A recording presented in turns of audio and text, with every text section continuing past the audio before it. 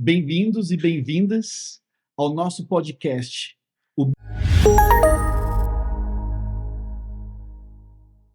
É um prazer tê-los conosco e vocês estão no primeiro episódio da primeira temporada do nosso podcast.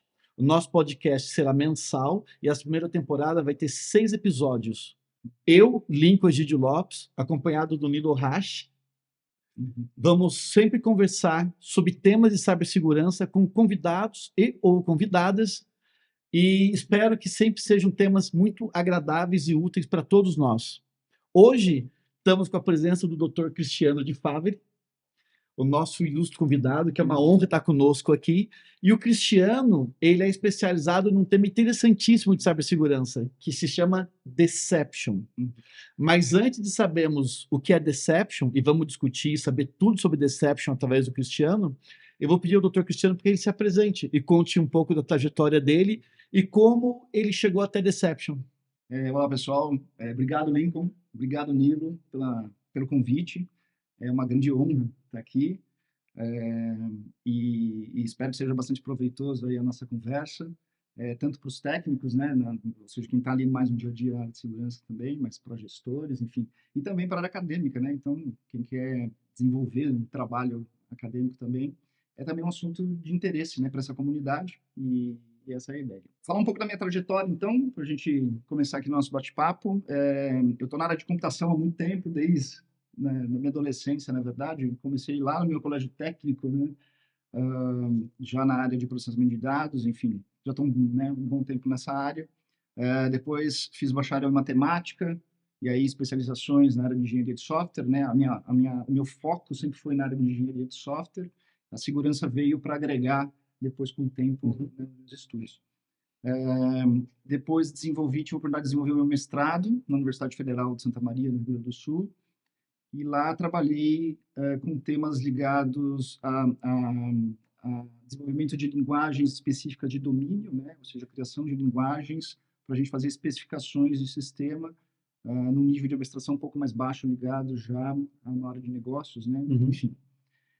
E na sequência eu já pulei para o doutorado. Então eu saí do mestrado e já engrenei aí no doutorado, fiz uma junção, né? Antes disso fiquei 25 anos na indústria, né, desenvolvendo. Então eu tenho meus dois pés, as duas experiências, né, tanto na academia, agora mais no fim, e também na indústria, né? Mas continuo também na indústria, enfim, né, no rolo compressor, né? Então, no meu doutorado, eu fiz meu doutorado na Universidade Nova de Lisboa. Isso em Portugal, né? Portugal, né? E passei lá quase 5 anos desenvolvendo um tema, e eu lá estava no grupo grupo avançado de desenvolvimento em engenharia de software, né? Eu tinha um tema já quando eu entrei, né, no meu doutorado já tinha um projeto para ser desenvolvido, mas me faltava ainda um assunto que a gente ia cruzar em relação ao domínio pelo qual as técnicas que a gente ia trabalhar de modularização, né, em modelos iam ser aplicadas. E aí que entrou essa ideia de cyber deception. Até então, eu não era expert, né, na área, mas a gente fez um trabalho junto com a Universidade de Lancaster, na época, e lá tem um grupo de cibersegurança bastante forte. Essa universidade que é onde? Na Inglaterra? Na Inglaterra, né?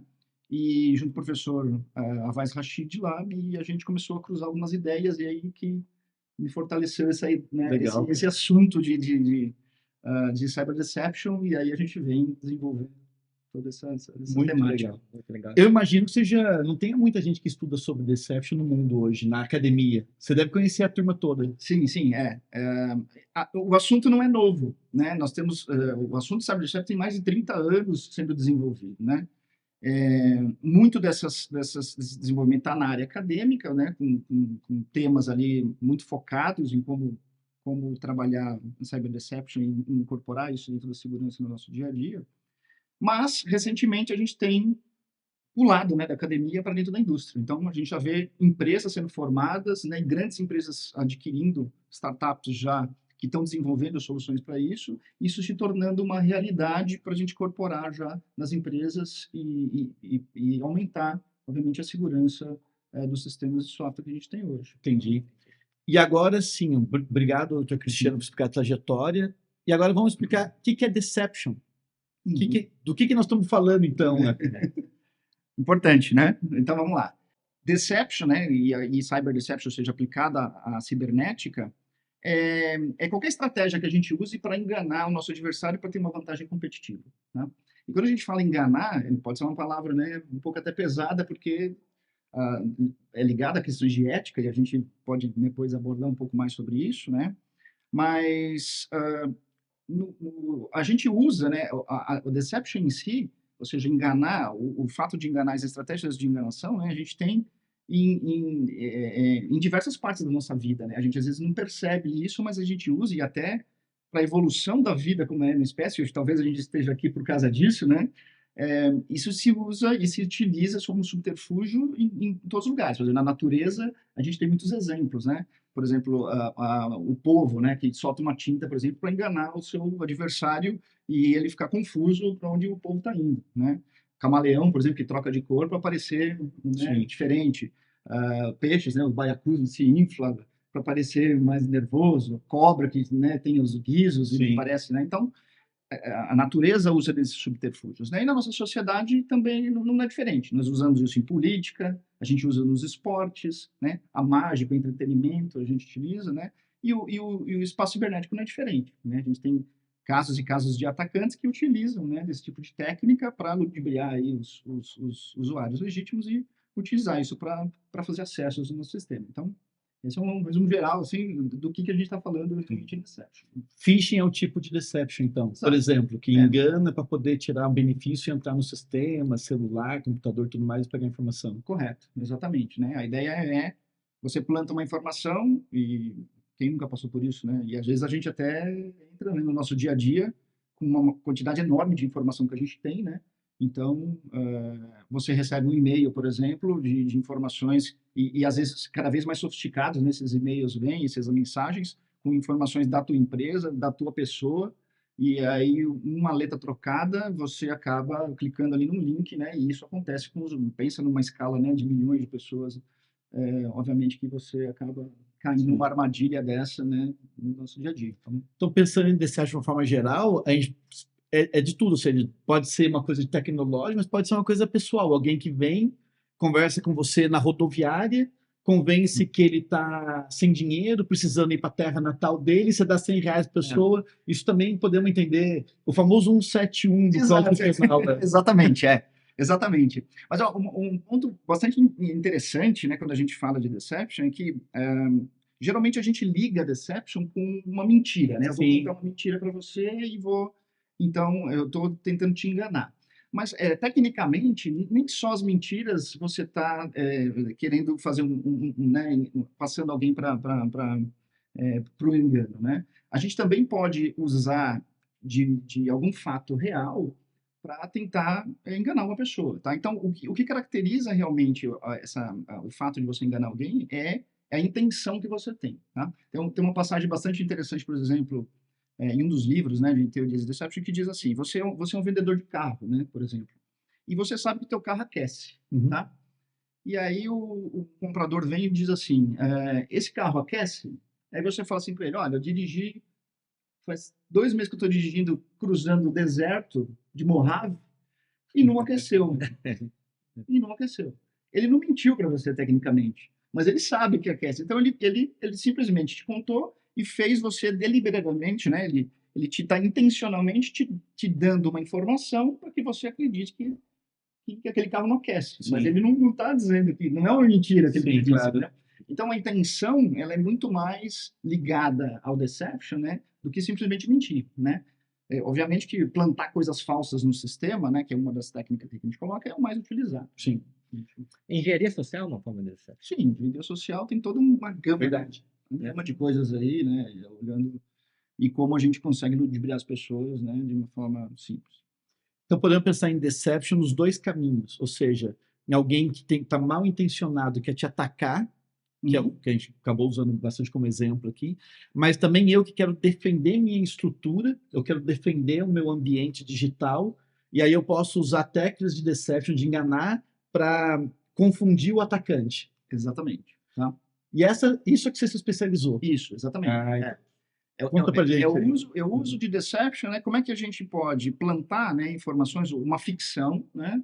E um atacante chegar ali e não saber distinguir aquilo que é verdadeiro de falso. Então, com isso, a gente aumenta o quê? O risco desse atacante chegar na nossa superfície de ataque, e aí ele vai ter que pensar duas vezes. Ou seja, as decisões que a gente toma, né? O cara, no chapéu de atacante, né? A decisão que você toma para avançar no sistema, fazer um movimento lateral, ele é tomada nas respostas que o sistema está te dando, né? Nas coisas que ele está observando, certo?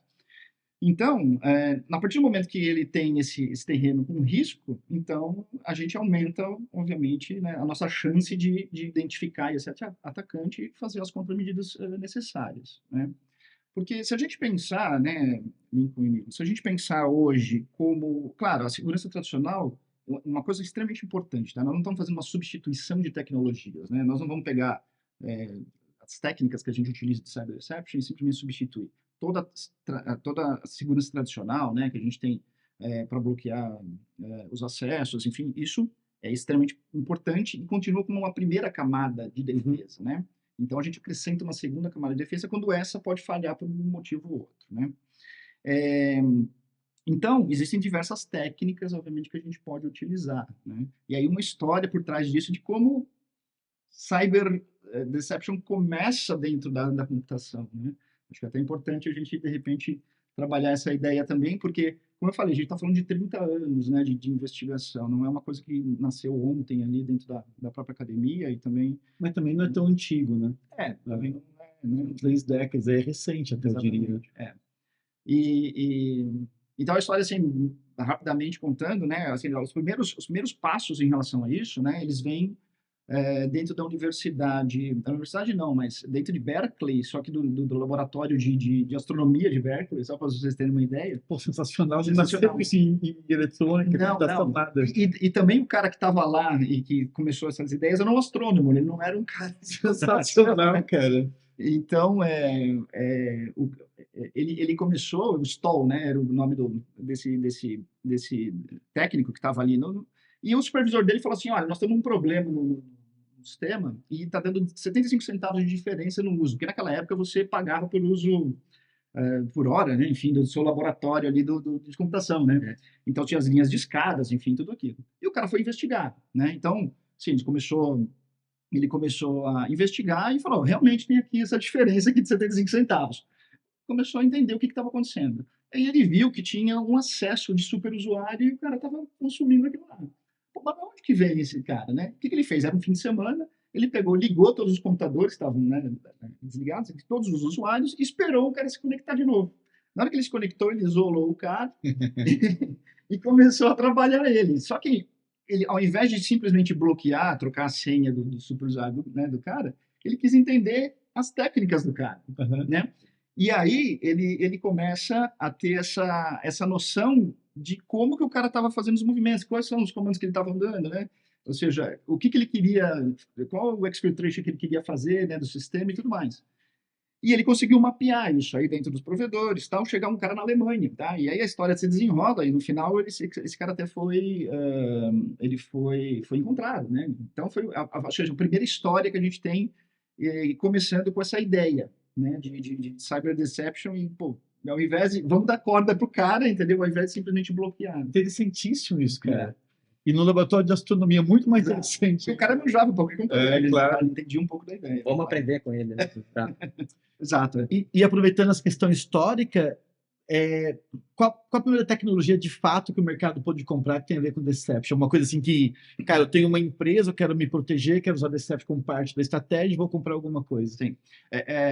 A evolução, né, da tecnologia, ela vem diretamente ligada aos honeypots. Eu acho que, assim, quem está aí na área de segurança, quando a gente fala de Deception, acho que a gente liga, né, diretamente a questão de honeypots, né?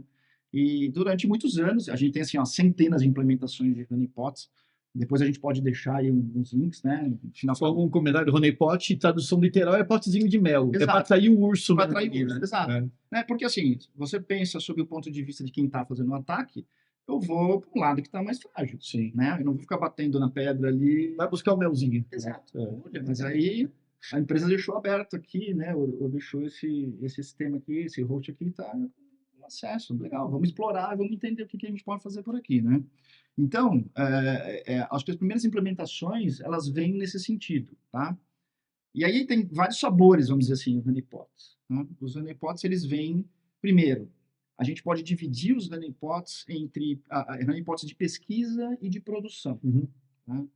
Um honeypot de pesquisa é aquele que você coloca dentro da tua organização para aprender as táticas, né? Ou seja, as táticas, as técnicas, os procedimentos, os famosos TTPs aí, né? Do nosso atacante. Então, ele entra, a gente isola esse honeypot isolado, obviamente, para o cara não sair, Sim. né, para dentro de um ambiente de produção, claro. E você observa, você vai coletando, né, o comportamento desses atacantes, e aí você observa aquilo que está sendo feito. Então, é um ótimo instrumento, obviamente, para a gente aprender. O que esse cara está fazendo? Quais são as técnicas novas? Entendi. Porque, obviamente, que né, a evolução não acontece, né? Ou seja, você fecha aqui, existe uma outra técnica que vai ser utilizada, e isso é uma briga de gato e rato, como a gente conhece já há muitos anos. Então, enfim, esse é o cara de pesquisa, né? O outro é o de produção, é aquele cara que realmente serve para defender. Então, esse cara, né, o honeypot de produção, ele está conectado na tua rede.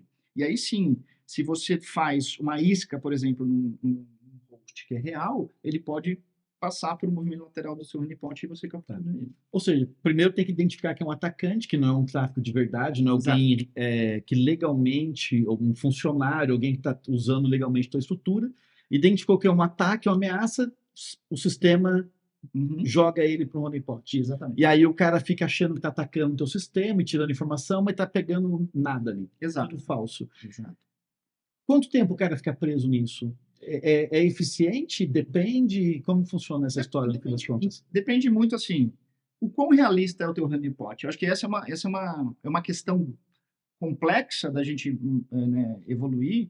E aí a gente pode classificar também os honeypots nesse sentido em três pontas, tá? De baixa interatividade, média e alta. O honeypot nosso de baixa interatividade é aquele que tem só alguns serviços ali, porque ele serve para que, quando o atacante chegue até ali, você já consegue identificar ele e aí fazer as contramedidas. Eu não quero que ele explore meu sistema mais do que aquilo. O de média vai colocar mais alguns serviços para que ele faça, para que dê mais realismo ao sistema e esse cara fique ali preso ali por mais tempo. E o de alta interação é como se fosse né, como um sistema realmente real, só que você fecha, né, algumas pontas dele para que ele fique preso ali dentro. Então, depende de quanto tempo você quer estudar esse atacante, Entendi. qual é esse objetivo seu. Tá? Então, aí você pode fazer essa implementação de um honeypot de baixa interatividade, média ou de alta interatividade. Entendi. E tem para todos os sabores, aí, todos os gostos. E quando é que termina o ciclo? Sei lá, você prendeu um cara no honeypot. Produção. Eu tenho uma empresa, descobriu que o cara está me atacando, ele quer, sei lá, botar um ransom, qualquer coisa ali, um malware. Aí eu ponho no honeypot. Quando que termina o ciclo? O cara desiste, ele para o ataque? Como é que essa história termina, do honeypot especificamente? Se ele descobrir, né, ou seja, isso aqui realmente eu fiz meia dúzia aqui de evidências que eu tenho que isso aqui é um honeypot, tá? Se a gente pegar os primeiros honeypots, né, óbvio que as técnicas vão avançando e a descoberta é muito simples, né? Eu diria que hoje um grande desafio que a gente tem é criar esses honeypots mais realistas possível, Tá legal. tá? Usando tecnologias. Quando ele entra ali, então, de novo, se você quer aprender sobre as técnicas dele, ele vai ficar lá. Se não, você corta, né, e aí faz os bloqueios necessários para ele. Mas, enfim, Tá bom.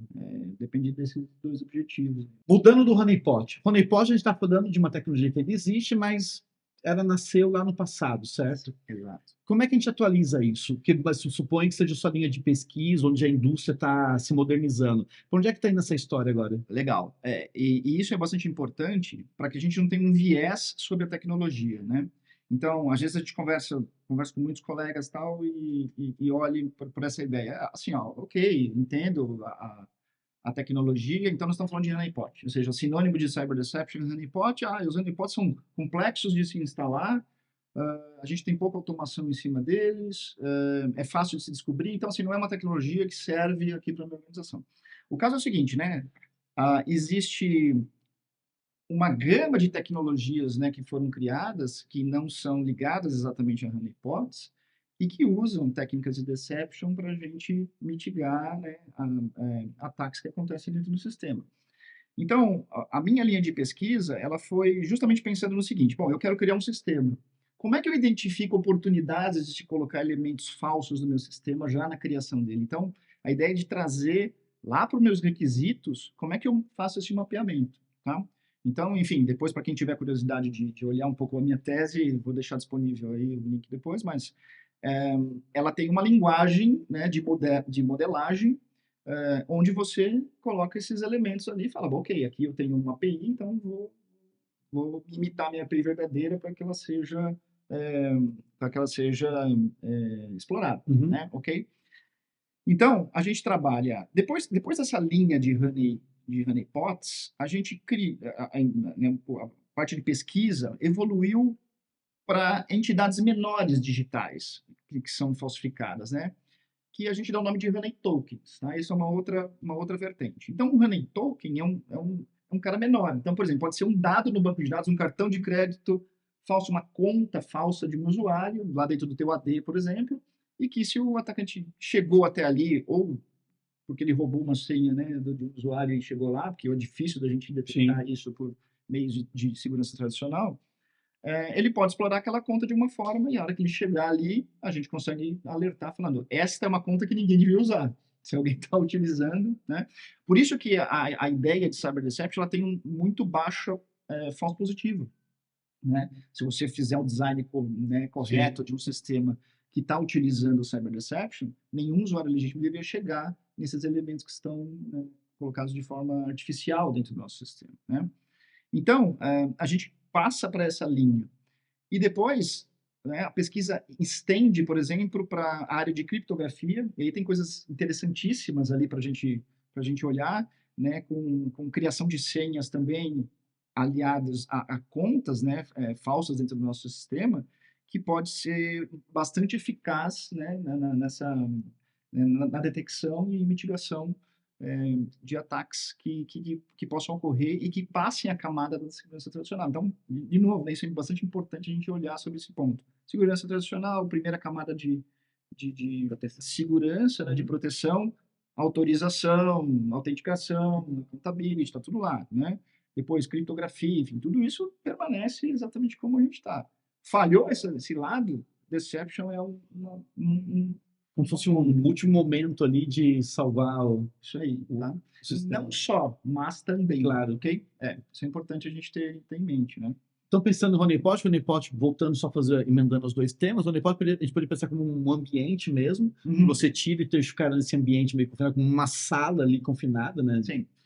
E as técnicas novas não, elas estão distribuídas no sistema real. Então, o cara está transacionando, em alguma hora ele entra num lugar que ele não deveria entrar, sei lá, no software de folha de pagamento de recursos humanos. O cara entrou ali e começou a mexer numa conta que na verdade é falso. Aí, como o cara tá ali brincando ali, você sabe que esse cara não é um cara bem intencionado. Que se fosse uma pessoa de recursos humanos da empresa, jamais faria isso. Correto. Ela estaria nos funcionários normais da empresa. Correto. Sensacional isso, cara. E isso depende muito, assim, a gente, né, olha sob o ponto de vista do Deception como um exercício de criatividade, né? Porque, assim, você precisa entender um modelo de ameaças que você quer trabalhar, né, a superfície de ataque, e aí plantar coisas de forma criativa que você possa atrair esse atacante e aquilo seja extremamente, né, importante para ele falar, bom, aqui o cara guarda as senhas aqui. Sim. Então, mudar esse mindset, né, que o atacante vai ter e explorar os vieses, tá? Isso aqui é uma coisa bastante interessante também que a gente pode explorar, né? Toda a ideia de Cyber Deception, ela vem em cima da exploração das fraquezas que nós temos, né, como seres humanos, né, e os vieses que a gente tem, né? Então, esses vieses eles podem ser classificados de diversos panoramas, tá? Vamos dizer assim, em diversas categorias.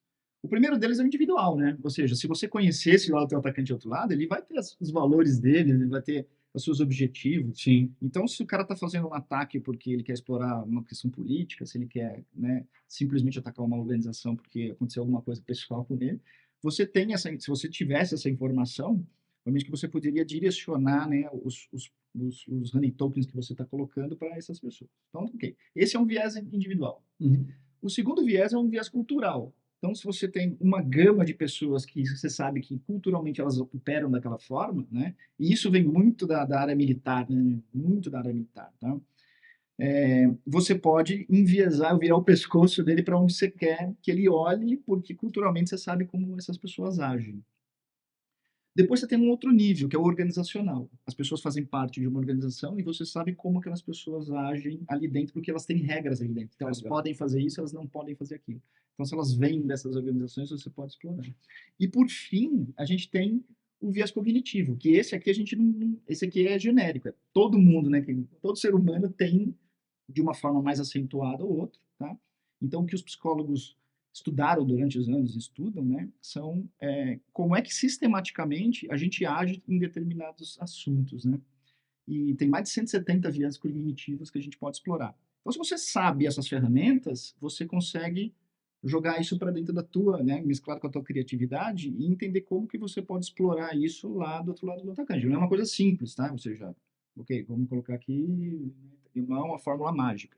Mas é legal você entender isso, sabe? É legal, né? Você entender como que você pode explorar essa que a gente chama de uma fraqueza humana que nós temos. Sim. Né? Então, existem várias coisas interessantes aqui, né? Por exemplo, tem um estudo bacana assim, que fala sobre framing, tá? Então, assim, os caras fizeram um estudo que você vai fazer um congresso, tá? E aí as pessoas vão se registrar no congresso.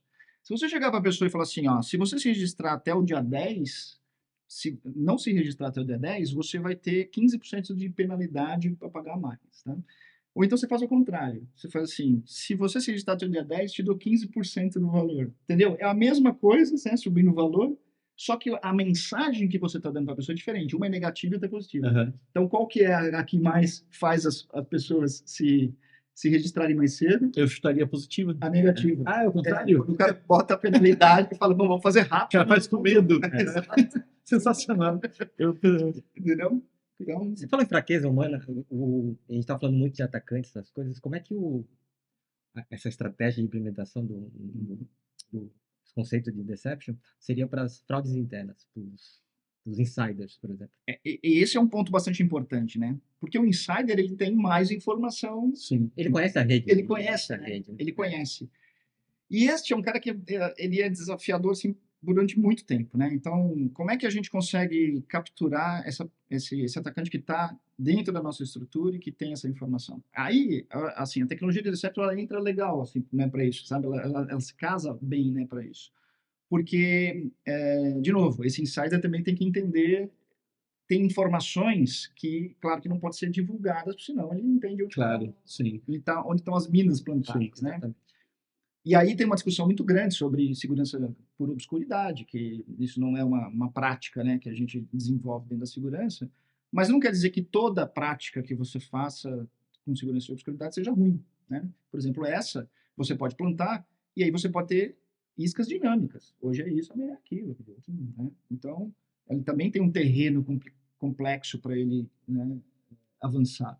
Então, a gente enxerga que é uma tecnologia bastante promissora, interessante para captura, né, de insiders, né? Então, é importante. Sim, podemos pensar, até seguindo o que o Nilo falou, sei lá, eu trabalho, igual a gente falou de folha de pagamento de recursos humanos, eu sou recursos humanos. Se eu começo a, internamente, dentro da empresa, aproveitando meus privilégios do sistema, da rede, começo a olhar o sistema de pagamentos, Uhum. não é natural. Isso poderia ser algo suspeito e aí ter as Claro. minas, como você falou, os tokens, o que quer que seja de tecnologia ali, de deception, para poder pegar que eu estou tentando fazer algo que eu não deveria fazer. Exato, né? Né? Usando o nosso tradicional correlacionador de eventos, mas é um ponto a mais que você pode colocar, né? E aí, chegando ali naquele ponto falso que não deveria ser acessado, a gente consegue ligar os alertas necessários ali, né? Abordando isso aí, falando um pouquinho desses desafios, Uhum. você está falando que quanto mais real o ambiente, eu acho o atacante ou a pessoa que Uhum. está querendo invadir seu sistema, querendo fazer alguma coisa, ele vai passar mais tempo e você vai aprender mais informações dele. Só que também, um ambiente um pouco mais próximo da realidade, você está aumentando a sua exposição da tua rede. Isso é um dos desafios de você implementar o Deception? Sem dúvida, sem dúvida, tá? Existem vários desafios para a gente tornar, né, novamente, assim, a gente tem evoluindo bastante, né, nas tecnologias para isso, já tendo empresas que estão implantando essas soluções em larga escala, numa escala global. Quando a gente fala do real, nós temos várias técnicas que a gente pode utilizar. Basicamente assim, mapeando, existe um estudo bastante complexo e bastante completo também a respeito disso, feito pelo professor Barton Whale, que é um dos grandes papas assim na área de deception, né, do MIT. E ele estudou muito duas áreas importantes que a gente usa deception. Uma é a guerra e o outro a mágica. E ele começou a estudar todas as técnicas que são utilizadas, né? E aí ele chegou numa taxonomia. Existem várias taxonomias, mas uma que ele chegou é que todo deception é baseado em simulação e dissimulação. Simulação é mostrar alguma coisa falsa, dissimulação esconder o que é real. Uhum. Então, e aí ele desdobra isso em algumas outras técnicas, 3 de cada lado, né? Mas quando a gente está fazendo simulação, ou seja, eu preciso criar alguma coisa fácil e tem que ser realista, a gente pode usar, por exemplo, uma técnica de imitação. Então, eu tenho um documento aqui e vou imitar esse documento. O que é o problema aqui? Se você tem dados sensíveis nesse documento e eu criar ele aqui, esses dados sensíveis não podem estar aqui, certo?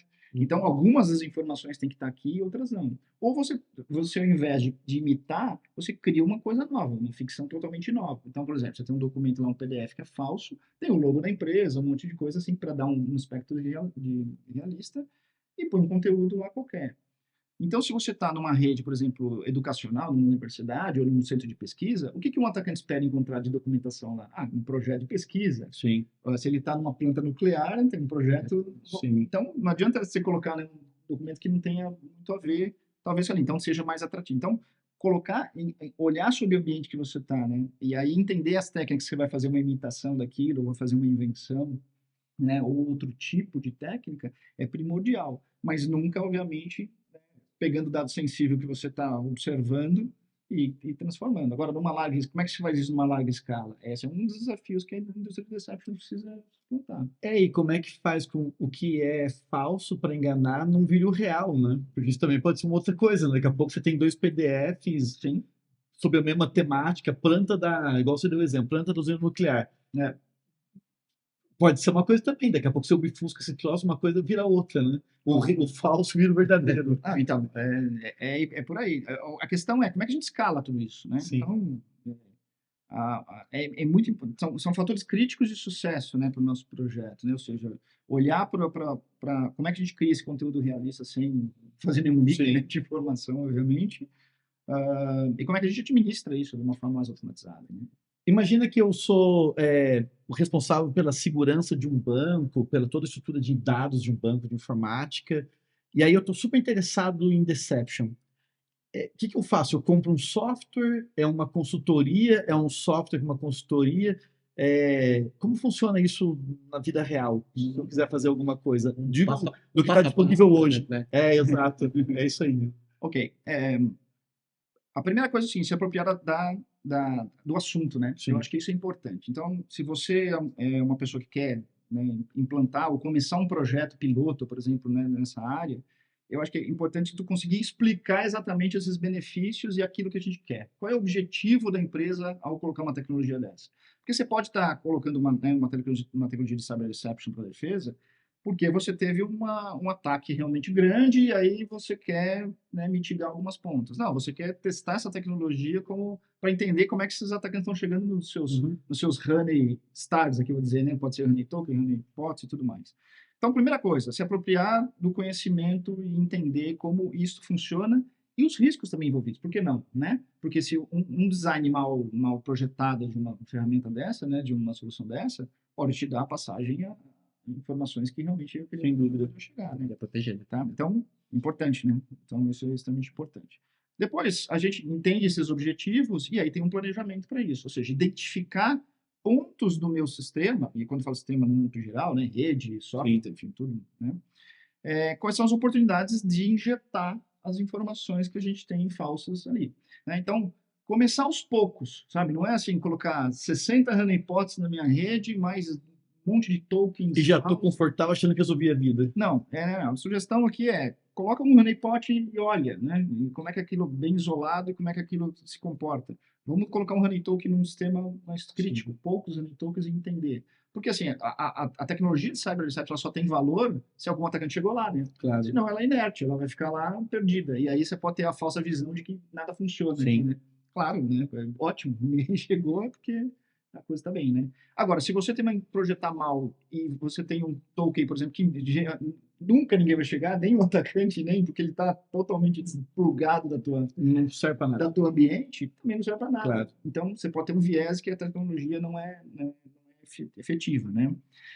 Então, uma vez que a gente identifica esses pontos, né, aí a gente desce para as tecnologias que podem implementar esses pontos. Então, quais são as tecnologias que a gente tem para implementar honey tokens? Algumas coisas podem ser criadas dentro de casa, né, e não tem problema nenhum, porque às vezes você gerenciar esses tokens pode ser uma informação, né, extremamente sensível que você não quer, né, abrir para um terceiro, não tem problema, dá para se criar, ou fazer um projeto de parceria, de custodia para isso.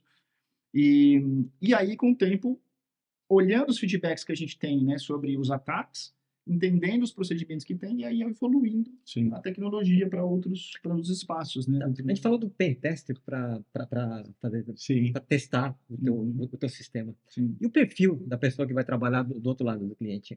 Muda muito o perfil? Você falou que os métodos tradicionais de cibersegurança continuam os mesmos, né? Sim. E o perfil da pessoa que vai trabalhar pelo lado do cliente, assim, ele muda muito ou não? A questão é que esse pessoal ele vai precisar entender que aquilo foi plantado deliberadamente, né? Falar assim, o nosso sistema tem uma vulnerabilidade. Você pode falar, não, fica tranquilo que essa vulnerabilidade foi deliberadamente plantada. Aliás, esse é um outro braço de pesquisa muito interessante, que é você plantar vulnerabilidades intencionais, sem ou deixá-las aquelas que conhecem. Deixar uma janelinha meio aberta, uma porta meio aberta para o cara entrar por ali. Interessante. Tem um trabalho bastante interessante que são os honeypots. Honeypot foi um trabalho desenvolvido de doutorado também, em que foi feita uma modificação de um compilador que injetava uma vulnerabilidade, e uma vez que um atacante chegasse ali, ele desviava para um sandbox e isolava o cara, né? Isolava ali o nosso ataque. Mas ele fez isso no nível de compilação. Então você veja que injetar deception pode ser em diversos níveis, Sim. desde o pequenininho do dado até no meu software em código, né? Que aí serve para várias coisas também. Lá no meu ponto de rede, né? E assim, sensacional. Então, a gente vai ter que... Os testes, por exemplo, as validações, elas precisam estar com isso em mente, né? Então, tem que ser mapeado para entender... E quem valida são hackers, são pentesters. Pentesters que vão atacando e validando esse modelo de deception. Coloca um red team lá. E não esquecendo, Defensive Secure é a tua fornecedora de pentest. Se você precisa de um pentest, lembra defensivesecure.com. Não é isso, Milo? Com certeza. E... Cristiano, agora, olhando para o futuro, olhando tecnologias novas como as baseadas em linguagens, modos de LLMs, etc., inteligência artificial, derivados disso, deepfakes, e tudo isso que está aparecendo como uma tendência no mundo da informação. Como que se encaixa o deception nisso? Passa a ser mais relevante? Conta pra gente sobre daqui para frente. Ok. Eu vejo muito que a indústria está crescendo, né? Ou seja, eu tenho acompanhado todas essas empresas e implementações. Quando a gente fala de IA generativa, ótimo, ou seja, nós temos aí um grande braço, né, para ajudar a gente em diversas áreas, e obviamente que ajuda tanto os atacantes, e agora nós temos que pegar e entender isso como defesa também, tá? Então, por exemplo, você tem dados aqui que um ataque durava 4 dias para se montar de phishing bem montado, hoje demora 5 horas, tá? Em cima de IA generativa. E já bases, né? Ou seja, bases que são montadas especialmente para fazer esse tipo de fraude, tá? Então, nós temos LLMs montadas só para ataques. Então, o que eu vejo, tá? Eu vejo que existem alguns pontos críticos que nós precisamos sempre fortalecer, e já está isso crescendo dentro da indústria, para que a gente tenha uma tecnologia de fato, né? E que a gente consiga ter uma escalabilidade boa. Primeiro, toda a parte de administração das soluções, elas precisam ser muito automatizadas, tá? Porque tudo aquilo que dá muito trabalho para a gente gerenciar ali naquele dia a dia é difícil, né? Ou seja, você já tem toda uma camada de segurança que você tem que olhar, eventos, falsos positivos, né? Você pega dentro de um SOC, é muito evento, é muita coisa, né? E muita coisa às vezes fica para trás, né? Sim. Né? Então, mais uma camada para a gente gerenciar. Então, isso precisa ser autônomo, tá? Precisa ser cada vez mais autônomo. E isso implica não só no gerenciamento, nas adaptações que o sistema tem que fazer. Ou seja, se você plantar uma honeypot estática e deixar ela lá, com certeza daqui a pouco uma ameaça persistente ali, que está 1 mês, 2 meses quietinho ali, vai sacar que não tem uma Sim. movimentação na máquina, tá? Então, como é que o seu ambiente muda e você tem que colocar, né? Então, olhar, por exemplo, sobre técnicas de machine learning para aprender como o sistema está se comportando e aí E aplicar, simular. simular as ações que a gente tem para entender que aquele host é vivo, que o tráfego que eu estou colocando ele é vivo, E, tá? de fato, enganar o cara que tá atacando, porque ele achar que tá Isso. de verdade, que tem Exatamente. transação e tal. Pô, bacana Exatamente, isso. tá? Depois, o conteúdo, tá, que a gente gera de ficção, né, ele pode ser, ele pode se valer dos LLMs, por exemplo, né, de forma que eles poderiam aprender. Então, estou imaginando aqui, né, uma LLM privada ali, mais, né, uma camada que é genérica de conhecimento, mas entender como é que os meus sistemas estão montados, como é que as coisas estão sendo aplicadas, que tipo de documento eu tenho, que tipo de negócio que eu tenho, e aí sim gerar um conteúdo que seja cada vez mais realístico. Então, é legal, porque assim, você vai fazer isso via, né, uma automação de programação, você pode mandar para Sim. uma máquina mais de inferência ali para te fornecer esses conteúdos e aí você colocar isso de forma mais escalável. E aí, de novo, voltando nas adaptações e usar esse ciclo, tá? Então, eu vejo que esses são pontos principais, né? Essa automação e utilização da inteligência artificial generativa para isso vai ser crucial para que a gente tenha sistemas mais fáceis de Sim. revisar e mais seguros para se colocar também, né, informações que não são reais dentro do sistema e a gente ter tranquilidade para que a operação não seja influenciada, né? Então, tem uma boa chance, então, que Deception passe a se tornar algo muito relevante daqui para frente, Sim, sim, dado a evolução tecnológica e tudo mais. Seja exatamente. uma técnica cada vez mais ampla, mais usada. Sim, essa é a minha percepção, tá? Enfim, tenho estudado esse assunto, né, durante um bom tempo e acompanhado a indústria para isso. Então, eu acho que são as ondas ondas de tecnologia, né, que a gente tem. Sim. Então, muitas coisas nascem lá 30 anos atrás, né, 20 anos atrás, aí nós não temos o suporte necessário, seja ele de máquina ou seja de outra infraestrutura necessária, e depois aquilo, né, se abre e coisas interessantes se colocam. Acho que eu vou até com uma inteligência artificial, né? Nós estamos Sim. 50 anos falando de inteligência artificial. Sim. Ninguém tirou da gaveta de ontem, né? Não é uma carta na manga. Não é carta na manga, né? Apesar de que saiu muita coisa depois, né? Sim, que verdade. aí apareceu, enfim, e tornou público o modelo dela. Mas, enfim, inclusive iniciativas brasileiras fantásticas, né? Que a gente tem. Então, assim, acho que entendo, né, que essa também é uma tecnologia que ela vem surfando dentro da academia e nos últimos 5 anos ela deu, né, uma decolada Sim. com realmente implementações que são extremamente interessantes do uso de Deception, de novo, não só para honeypots, mas em diversos tipos de token e que possam ser extremamente efetivas na detecção e no aprendizado também, né, de como Sim. a gente está, o atacante está Antes você falou em questões éticas. Como é que fica a ética? Porque na verdade a gente falou de engenharia social, a gente falou dos atacantes e tal. Então, como é que fica a ética no lado do conceito de deception? Essa é uma ótima pergunta, né? Porque, como a gente lá no começo falou, quando a gente fala em enganar alguém, parece que você está passando alguém para trás e não é uma coisa ética se fazer nisso, né? Ou seja, mas de qualquer forma, a gente precisa entender onde é que nós estamos posicionados, tá? Existem grandes estudos a respeito disso, vou dizer grandes, mas enfim, existem discussões em relação a isso e se aplicar, eu estou enganando o meu atacante se aquilo seria ético ou não, tá?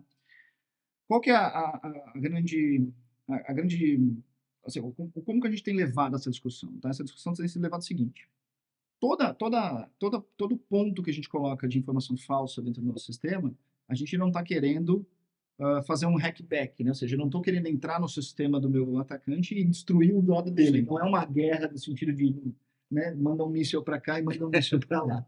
Porque isso seria, né, totalmente insano, né? Imagina numa escala, né, enorme. Não é essa a ideia de Deception. A ideia de Deception é você simplesmente colocar um território minado e que aumente o risco de exploração pelo nosso atacante. Então, Ou seja, um instrumento de defesa. instrumento de defesa, né? Então, aí nesse ponto de vista, seria ético a gente trabalhar com isso. Agora, se eu estou explorando uma fraqueza do lado de lá plantar também um malware na máquina dele, né? E aí atacar e roubar ou apagar informações, enfim, aí sim a gente está falando de uma transgressão, Tá legal. né, ética. Né? Então, não é essa a ideia da tecnologia de cyber Sim. defense. Né? Talvez para os militares seja interessante, não descobrir quem está atacando Claro. e talvez devolver o ataque. Talvez, As histórias. talvez. Depende da estratégia deles. Né? Tal. Aí sim, né? Você tem N técnicas, né, militares, e é Sim. muito interessante de ler sobre isso, que você, por exemplo, coloca uma tropa aqui enquanto você está atacando em outro lado, né? Aí sim, porque aí a guerra ela é mais, né? Ou seja, é matar ou morrer, né? Então, aí sim. Não, e tem história linda da Segunda Guerra Mundial, que os aliados usaram infláveis, Sim. etc., para criar um exército falso e dissuadir Isso aí. a estratégia de defesa, ou de ataque dos exércitos nazistas, etc. Claro. Então tem história super. Operação Overlord, eu chamava, Sim. tem coisa muito bacana nessa linha. Sem Que não é dúvida. nem tecnologia pura de software. Exatamente. E que foi efetivo, né, na época, porque da onde você estava observando, ali parece realmente um exército real. Exato. E era extremamente realista, né? Os tanques de guerra, lá o Ghost Army, Isso lá, aí. era tudo inflável, né? Então, é uma forma de você guerrear, né? Então, Sim. é a arte da guerra, né? Exato. Como a gente, né? Lá de grandes tempos. Espero que vocês gostem, estejam gostando do primeiro episódio da primeira temporada do Mitigando.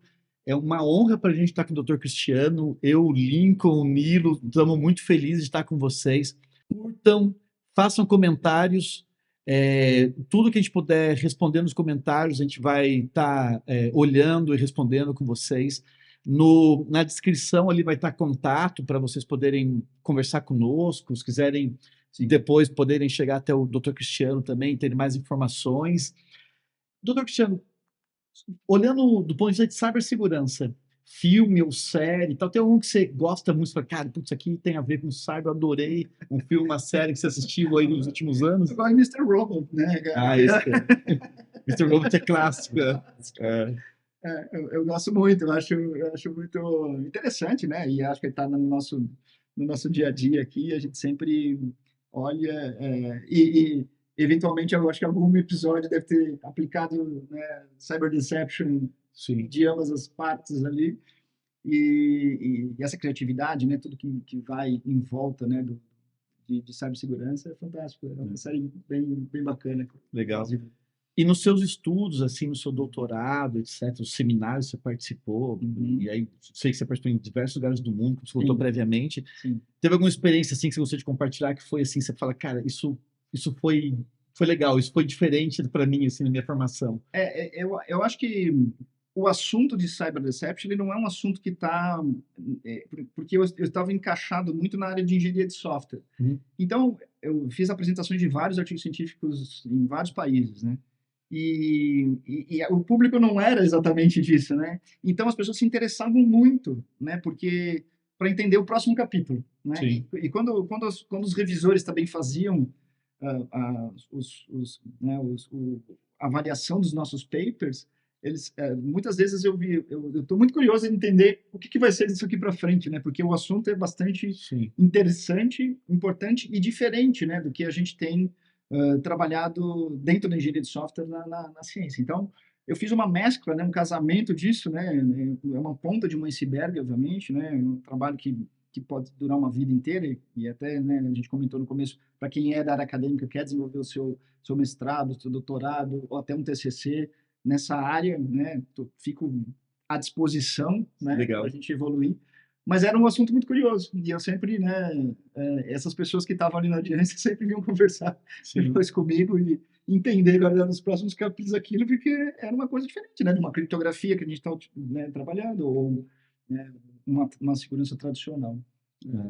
O Dr. Cristiano também, ele é guitarrista, desde menino também, e gosta de rock and roll. Isso observação importante desde a fazer. Sempre, eu vou morrer de camiseta preta, de banda, né? Porque eu realmente adoro. Isso aí. Qual show de rock que você gostou mais, que você já foi ao vivo, assim, que você fala aí, cara, isso é para não esquecer na vida? O Iron Maiden eu já vi vários shows, eu acho que todos eles, né, até hoje, mesmo, né, com um longo tempo de estrada que o Maiden tem, eu acho que é o show, né, que a gente curte muito. Eu também já gosto demais. Tá certo. Bom, nós somos o podcast Mitigando. Vocês tiveram, e agradeço muito, nós todos estamos aqui, por vocês participarem, nos escutarem ao longo desse tempo. É o primeiro episódio, primeira temporada. Esperamos nós que tenhamos muito mais, que tenha longa vida. Espero que vocês tenham gostado muito. Nilo, palavra final aí para dar um tchau para a turma. Lembrando que nós somos a Defensive Secure, Exato. oferecemos serviços de pentest. E eu acho que o objetivo do nosso podcast é buscar assuntos interessantes para que possa trazer conhecimento, independentemente do ser um conhecimento para as pessoas que já têm mais conhecimento sobre determinado assunto, ou um leigo, né? Quer dizer, a ideia nossa é trazer informações relevantes, Sim, relacionadas ao mundo em de cibersegurança. cibersegurança. E sempre num bate-papo suave, leve, que dê para todo mundo acompanhar e se divertir conosco. Que é uma diversão. É uma diversão. É técnico, às vezes aparecem siglas, coisinhas assim de linguajar próprio da tecnologia, mas é uma grande diversão. Agradecemos muito ao Dr. Cristiano, uma honra mesmo. O primeiro episódio está com o Dr. Cristiano conosco. Uma pessoa tão gabaritada. Sensacional mesmo. Muito obrigado pelo convite novamente. É um enorme prazer estar com vocês. Enfim, e nos sigam e vamos deixar todos os links aí, né? Fico à disposição de todos vocês. Também. Obrigado. Precisarem, tá bem? Então, Obrigado. Pessoal, um grande abraço. Até a próxima. Um Tchau, abraço, pessoal. Tchau, tchau. Tchau.